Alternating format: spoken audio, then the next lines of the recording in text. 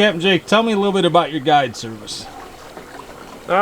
Pretty much, we just take guys out, and we have all the rods and reels and everything. We got like the heater in the cab. Pretty much, it's like a hands-on type of fishing though. It's not like just setting lines and watching them like it is in the big lake. So the guys that come on the boat actually do most of the work? Yeah, yep. Okay. So we do a lot of this like we're doing now, a lot of bobber fishing, drift fishing. So how long does it take normally for people to come out here to catch on to what they're doing? Everyone's a little different. It's not a super hard, nothing's really that hard to catch on to. It's pretty simple. Okay. So today we're fishing the Big Manistee, I know. Do you fish other places? Yep, I do a lot on, I'll do a lot on the Betsy River. I do a lot of my king fishing there. Mess around with steelhead a little bit there, but for the most part it's this big river. So I know today we're on a river boat. Can you tell a little bit about the boat? Yeah, it's a 22-foot River Master. It's got a 350 in it for a motor, jet inboard. And it's enclosed, I see. Yep. So if we're out here in the middle of the winter, like we kind of are today, at least you can stay up there and stay warm. So yeah, today's like perfect out. But now, is there a canopy that'll go on the back also, so you can enclose the whole cockpit? Yep. Like drop curtains we got on there. Yeah, today I know it's like summer out here. It's about 35 degrees, but I know I've been out here on days where it's much colder. I'm sure you are too. So I'm sure that's a nice thing to have. So Jay, can you explain the technique that you're using here to fish for these rainbows? This is just like a drift style of fishing. All right, so you're just letting the bobber go back behind the boat and letting it go pretty much with the current, just like that. Yep. And then pretty much, it's not like bluegill fishing or nothing. You're only fishing when the bobber's moving. So they bite it as it's drifting down. All right, so you're just leaving the bail open on that reel and letting the current take that. Then when the fish hits it, are you thumbing that reel closed, or are you setting the... Okay. There's two ways you can do it. You can either thumb it. If you think you might slip off the thumb, though, you can always go like this and just pick it up and start reeling really fast. Key is being really fast on it, though, because they'll take it for maybe one split second, and if you're not right on it, they'll let go of it right away once they find out it's not real. Now, obviously, hookup ratio on this is not real stellar. No. Sometimes they'll bite it differently too. I'll notice some days they're actually like inhaling it, or other days they're actually just nipping it. Well, today we noticed they've just been kind of maybe mouthing it or nipping on it. Yep. We've had a lot of missed hookups, but we've had a lot of down bobbers too. Right. Well, thank you.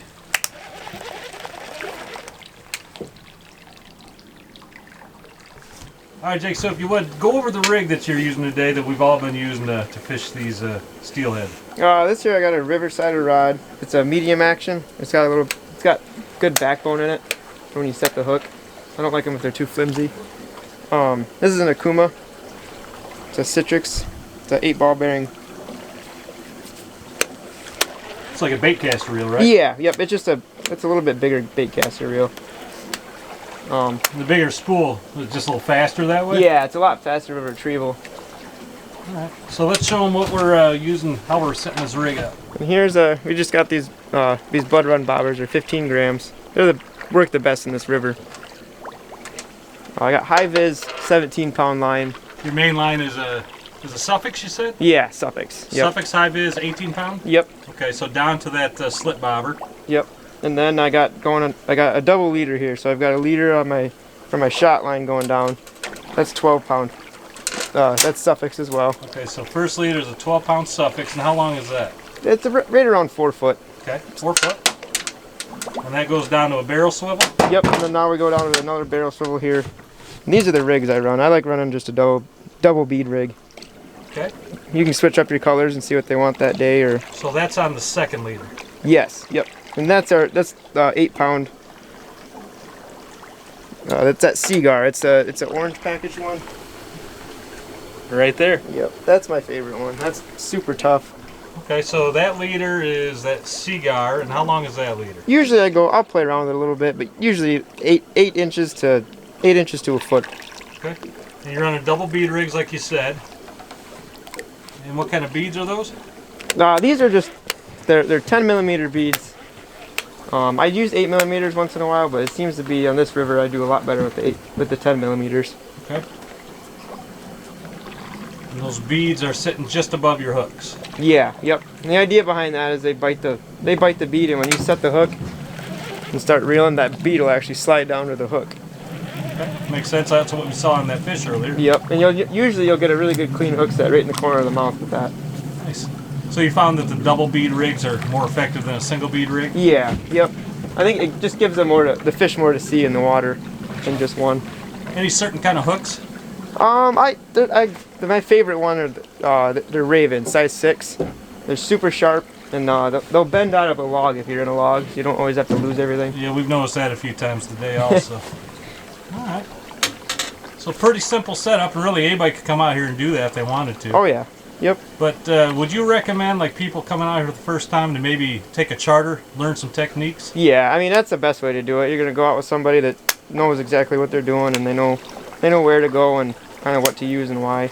They can be helpful with you and let you know. Absolutely. All right, thanks, Jake. Yeah.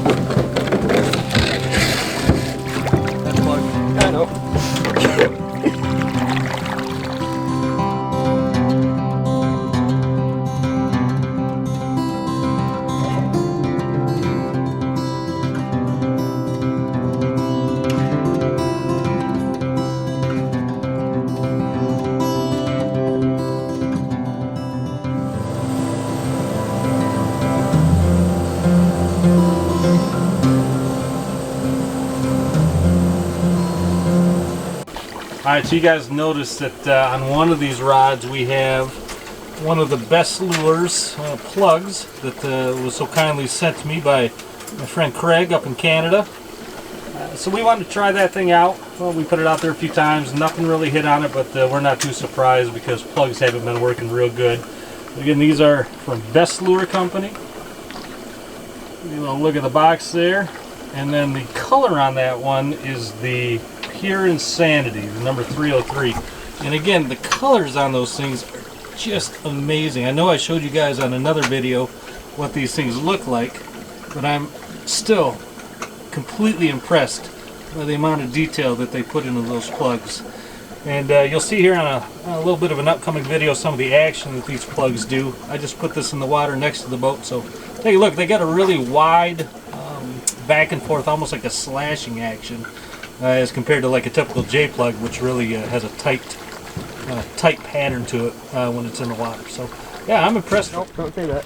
Well, hold on, I got these going on. Let's get that plug right out of the way. No, I'm trying. Hurry up. Keep going right for it. Okay, and now, Hold on here. that net's right up over there.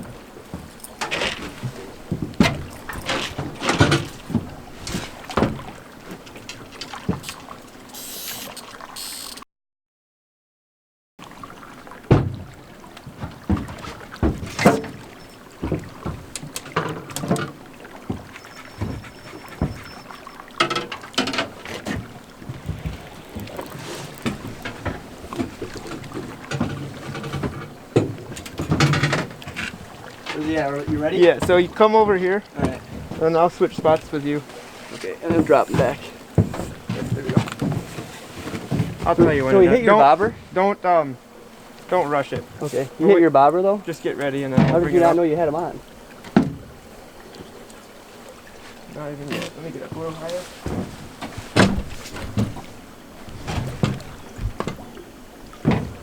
Take your time. We worked really hard for this. Down. Ooh, get him in the boat. That was hectic.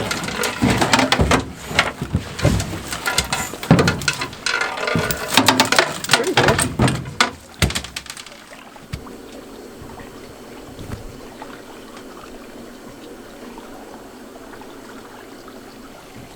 So Jake, if people wanted to get in touch with you and book a trip, what's the best way to do that? The best way is just to call our office. Just the numbers like 231-723-4901. And a missed fish right there. All right, and do you got a couple websites also? Yeah, yep. We've got Riverside Charters and netmindercharters.com. Okay, so riversideCharters.com, netmindercharters.com, Yep. people can get in touch with you. Yep. Do you fish full-time, year-round? Yeah, yep. I fish on the big lake in the summer out of Onekama. That's on a 36-foot Tierra. And then we fish out here on the river on this boat. It's a 22-foot River Master. All right, guys, so that's it. We're going to wrap it up right here. We've been out here for, what, 6-7 hours here on the Big Manistee? Yep. Beautiful day out here for December in Michigan. You can't beat the weather. No. I mean, it's 35 degrees, I think, out right now. No snow. Some ice was on the water earlier because somebody went through and busted up one of the creeks nearby, and all the ice flow went floating by us, but hey, it happens. All right, so what do we get? One fish? Yep. One Yep. nice rainbow trout, steelhead? Yep. Now, is there a difference between rainbow trout and a steelhead? No, there's no genetic difference. The only difference is the way steelhead actually go out to the lake to live, and the rainbow trout actually just stay in the river system. I know some people still call them steelhead, though, inside in the river. Yeah, yep. But really, it's the same fish. Right. All right, so yeah, one fish, a nice fish. Didn't get a whole lot of great footage. It didn't come up out of the water like I was really hoping it would. A lot of times steelhead do that. Jake had another really nice one on that I think was going to come up out of the water, but it broke the line a little bit too soon because somebody didn't check the line real good. And yeah, here comes a boat. But we're going to wrap it up right here. Thanks, Jake, for having us. Yeah. Great time. netmindercharters.com. Yep. riversidecharters.com. Come out here to see Captain Jake anytime. All right, thanks, Jake. Yeah, thank you.